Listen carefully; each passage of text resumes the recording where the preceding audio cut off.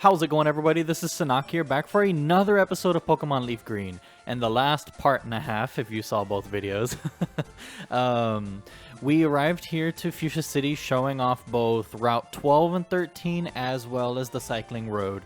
I hope you guys really enjoyed that kind of it's not really like a huge choose your thing, but if you preferred one episode or the other, or if you watched both, I greatly appreciate it. But in this episode, we are going to explore Fuchsia City because there's actually a huge attraction here in the Fuchsia City that kind of didn't return in a lot of later generations. But let's go ahead and explore some of the buildings nearby. Why don't we? So first, let's go ahead and head into this house because this is actually another fishing guru. I'm the fishing guru's older brother. I simply love fishing.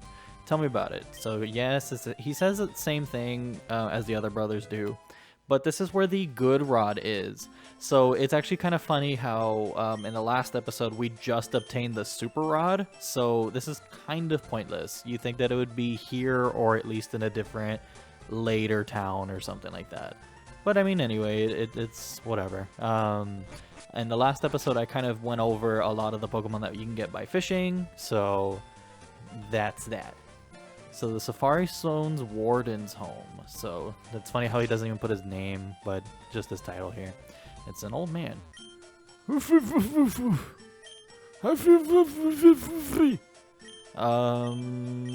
Yes? Sorry guys, but yeah, he apparently doesn't have his teeth, and we need to find it for him. Which is odd. Thing for us to go find, but anyway, the thing about this town, as you saw in the Safari Zone's Warden, this is actually called Fuchsia City has a Safari Zone, if I could speak properly. Anyway, Fuchsia City, behold its passion pink. Anyway, as you see, there's actually a lot of Pokemon that are kind of like in these little enclosures. So like for example, there's a Slowpoke there, there's a Chauncey here. Catching one is all up to chance, hence its name. There's a Voltorb here. This little kid here makes fun of that it's an item ball there. So it's like, it's a Pokemon? Yeah, it's the same design as a Pokeball, so it's kind of funny. Here, we haven't seen this Pokemon yet. This is a Lapras, the King of the Seas. No, that is wrong. I have the King of Seas being Poseidon, my Vaporeon. Here we actually have an Omanyte. It's an extremely rare Pokemon that was regenerated from a fossil. Just to make note, for you to get the other fossil Pokemon you did not choose in the... God, this was the very beginning episodes. In the Mount Moon, the opposite fossil will be here, so you can at least record it to your Pokedex. And then next up we have Kangaskhan here. So it's a maternal Pokemon that raises its young in a pouch on its belly. So basically a kangaroo. So it's very, very nice. That's basically kind of it, except for this huge building here. This is going to be the Safari Zone. You can talk to this gentleman here and he'll kind of go over all the rules, but that's what you guys have me for. So welcome to the Safari Zone. It's just for 500 Pokédollars, you can play the Safari game. You can roam the wide open Safari and catch what you like. Would you like to play? That'll be 500, please. We use a special kind of Pokeball here. And they give you 30. So we'll call you on the PA when you run out of time, or Safari balls. Very nice. Alrighty, so before I start taking steps and everything, as you see that on the top left corner there's 600 out of 600. That's basically how many steps you have until your time is up. It's not depending on actual minutes or seconds like he says, but it's due to time and how many Pokeballs you have. So if you run out of Pokeballs, you will lose the Safari Challenge, or not lose, it's not a losing thing, but you will be kicked out or let... It will happen. You know what I mean. So if you take all the 600 steps, or you lose the 30 Pokeballs. So this area obviously is going to have a lot of new Pokemon. So why don't we go ahead and take a look at them while I'm heading through these areas. So starting off with the first Pokemon, which has a 20% chance of being encountered, is Execute. Execute is a very slow special attacker with some bulk with it. What once you... Oh, speaking of the devil here. So it's a very unique Pokemon being a grass and psychic type. I'm actually going to try to capture it. This Pokemon can actually learn a lot of the powder moves that most grass types actually learn. Oh, and that's another mechanic, which I'll get into after. But anyway, it learns all the powder moves before once you reach level 37. But honestly, I recommend you evolve it before level 31. Because if you don't, you're going to lose out on the move it learns being Egg Bomb. So I personally would evolve it before then. But I can recommend it if you actually don't have a grass type by this point. And we just found a Leaf Stone here, so you can instantly evolve it if you want. Next up, we actually have Rhyhorn with another 20% encounter rate here. It's a really great physical attacker, but unfortunately due to its rock typing and everything, it is extremely slow. A fun fact, when it's actually a Rhydon, even though it's 4 times weak to water, it can actually learn Surf, which is actually very interesting for a rock type. I guess it kind of learns from its weaknesses, which is very nice. It actually learns a lot of normal type moves, but it has access to a lot of good TMs. I can somewhat recommend it, but it is really slow. And then next up, we have the 1% chance encounter, which is Chauncey herself. This Pokemon actually has the highest HP in the game. I think the only other Pokemon that will have higher, which is Blissey, but you can't evolve it until after the post game. But this Pokemon has a base 250 HP, which is amazing. But it's extremely frail physically. So this Pokemon can only be really good for it as a special wall because it has a really good special defense stat. But it learns a lot of moves because the normal types learn a lot of TMs and everything too. But personally, I can't recommend this Pokemon whatsoever. The only thing it's good for is being a really good support Pokemon. But I can't recommend it at all. Alrighty, next up, we have Kangaskhan being at level, oh, not level 4, being 4% chance to be found in the wild. It has really good HP, attack, and speed. So it's a really good normal type. It's actually the only Pokemon that can actually learn the move Dizzy Punch in the game, which is a 70 base power move that has a 20% chance of confusing a Pokemon, so it really can benefit from it. I can actually recommend this Pokemon if you don't want to use Snorlax and you actually really like Kangaskhan. And then last but not least, we definitely have Tauros. Tauros is a really fast physical attacker with some bulk with it. It learns a lot of strong normal type moves, so it can really benefit from using stab moves, so it's really good. A strategy that I actually recommend is teaching it Hyper Beam, which is I think it's a base 150 attacking a normal move, but the Pokemon will have to recharge after that. But other than that, it can learn a lot of TMs like most normal types can. But I would recommend just sticking to a lot of the physical attacking moves because its physical attack is great. I can recommend this Pokemon if you actually don't want to deal with Snorlax's slow speed. So it's actually a really good Pokemon. Alrighty, just here trying to capture this Rhyhorn to add to the Pokedex. And then just to also mention, these Pokemon aren't really going to get bios because I've already kind of explained them in past episodes. Because these Pokemon are going to be evolutions or the Pokemon that we've already gone over. So for example, you'll find Nidorino here, Nidorina, Parasect, which is actually the evolved form of Paris.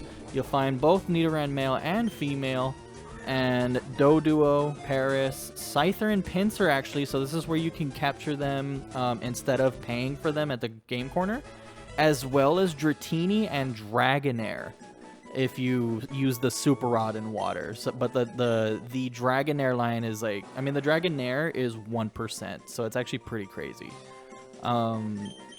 So this place is actually really fun, honestly. Like, if you want to just go on a catching spree, which I'll probably do off screen to add to my Pokedex, because honestly, getting your Pokedex to 60 Pokemon by the end of the game is one of my goals, because that is one of the ways that you can actually access the post game.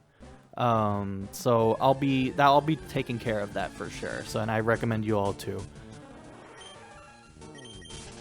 Okay, just gonna finish running from these Pokemon. The cool thing is you can actually spray a repel and actually get these Pokemon to quit encountering. But I'm not going to, because I want to see if I can try to find a Chauncey before on screen. But I kind of doubt that will happen. Another thing too is make sure that you're looking for a lot of the items that are scattered around this place, because they're actually pretty good. We found a couple of TMs, pretty sure, during the bios and everything I was just talking through, and it's highly worth your time to go ahead and look around for them. And as a kid, I've actually loved this little section, because if you read this sign, request notice, please find the Safari Warden's lost gold teeth. They're around here somewhere. Reward offered, contact Warden. And they did not take the time to look behind them. So we found the golden teeth for the Warden, so when we're done here, we have to definitely go take that back to him. And we found TM32 for double team, which is actually a pretty good move for single player and everything, and as well as competitive if you're one of those people who use accuracy moves, but I personally am not. Ah, finally! You're the first person to reach the secret house! Although I made a campaign of our grand opening, I was getting worried that no one would win our campaign prize. Congratulations, you have won! And we actually received HM03 Surf! So, the Pokemon will be able to ferry you across the water using it. And this HM isn't disposable, so you can use it however, blah, blah, blah, blah. You know how that works. But yes, there's actually really, really important TMs here. So you're going to have to, you're actually required to come do this area. So, I want to see if I can find one of the rarer Pokemon here. So, if you'll excuse me, I'll run out the time, and then I'll see you guys when I'm done here at the Safari Zone. Alrighty guys, I actually, before I head out and from the Safari Zone and everything, I actually kind of want to go over the mechanics for this game, because I failed to do so in the beginning. But let's go ahead and encounter a wild Pokemon, hopefully not one we caught before. And cool, we got an Execute. So instead of actually sending out a wild Pokemon and fighting them, you can actually, it's just you, and you have to use these 3 options, or 4. You either have the option to just throw a Pokeball, bait, which is actually the bait, what it does is that it makes the Pokemon stay, and it's but it's harder to catch. And then the rock does the opposite, which is actually makes it more likely to flee, but it's easier to catch. So it's actually pretty risky, and it's actually pretty fun mechanic, but it's just so let's see what happens if we just throw a Pokeball and hopefully capture this Execute. Usually that's what I do. I don't really bother with the rocks or the baits or anything, because, oh crap, I thought I was going to catch it. And yes, the Pokemon actually, just depending on what they'll do, they actually have a chance of running and getting away. It's especially infuriating if you're capturing a Chauncey or whatever, because 1% chance, and it's actually pretty hard to catch. So, awesome, we caught Execute, and I'll see you guys once I'm done with the Safari Zone. Alrighty, now that I'm back, I caught a bit off screen and everything, so which was pretty good, but I'm still missing a lot of Pokemon, so I'll make sure to go get those off screen. Did you catch your fair share? Come again. That was pretty fun. I actually caught a Dratini, which was actually pretty cool. What else did I catch? Nothing too crazy, but I thought the Dratini was a really good catch. I was using my Super Rod, which was pretty good. And then also, just another tip, I'll show right here. There's a tip, instead of using up your steps, if you step in grass and lightly tap your control pad, or your D-pad, not control pad, jeez, what are we, an airship? If you touch your D-pad like slightly in any of the directions, you'll kind of do this little step, but in place, so it won't count as a full step. I highly recommend doing that in some of the areas where the rare Pokemon are, and just you could stay there for a very long time, so which is very cool. So without, let's see if we can actually get this guy to talk to us now with his teeth. Oh man, I have a screenshot. I forgot to show it to you right now on screen, but I'll make sure to take a screenshot of it and show it to you guys. But the item picture for the teeth actually looks pretty funny. They just look like dirty teeth. Thanks, son. You're a real lifesaver. No one could understand a word that I said, not a one. I was too ashamed to show my face around the office, even. Let me give you something for your trouble. So we got HMO4, which is perfect. What is it, sir? Inside HMO4, you'll find strength. It lets Pokemon move boulders when you're outside a battle. Oh yes, did you find the secret house in the Safari Zone? Yeah, so the guy will kind of like hint towards it if you haven't done that first. But I'm glad that we can get it done in the first run anyway. But let me go ahead and teach strength to Totoro, because honestly that is a really good same type attack bonus move for Totoro to have. So basically, I don't know what to get rid of, to be honest, because both these moves have a really good effect in battle where you can flinch, but then you also have paralysis. But I'll just get rid of headbutt because body slam actually does more than strength, but I'd rather have the paralysis compared to the flinching. So boom, Totoro learns strength. Very nice. So now off screen, I mean not off screen, but outside of battle, we can move boulders like this. And it's actually really good that you move this one because it was actually a rare candy. So that's good. Very, very nice. I went ahead and healed off screen. I don't know why I did, because I mean we didn't get into any battles or anything. But now that I actually have like 40 Pokemon caught due to the Safari Zone, which is pretty good, there's actually one of Professor Oak's aides that's actually here in the... Oh crap. Don't have my bike out. Whatever. I'll just run. He's actually here at this route gate. So let's go ahead and stop by and see what we can claim as our reward from him. What do you have for us, sir? Hi, remember me? I'm Professor Oak's aide. If you have 40 species, give you a reward. The amulet coin, which is actually very, very useful because... Oh crap. Oops. Sorry, I meant yes, sir. But yes, the amulet coin is very, very useful, so I recommend you guys come and do this one too, because if the Pokemon that's holding it goes out into battle, you will get your prize money doubled. So it's very, very worth your time to come do that and capture all the Pokemon. So hopefully I'll be able to capture up to 50 Pokemon again and everything too, so that way I can get the experience share out of the way, but I have exactly 40. So I'll see you guys back at Fuchsia City. Alrighty, back here at Fuchsia City. This is actually where I'm going to call the episode quits here, because we got quite a bit done today for just going through the Safari Zone alone, which is pretty good. And in the next episode, we're going to head just a couple doors down here and take on the gym.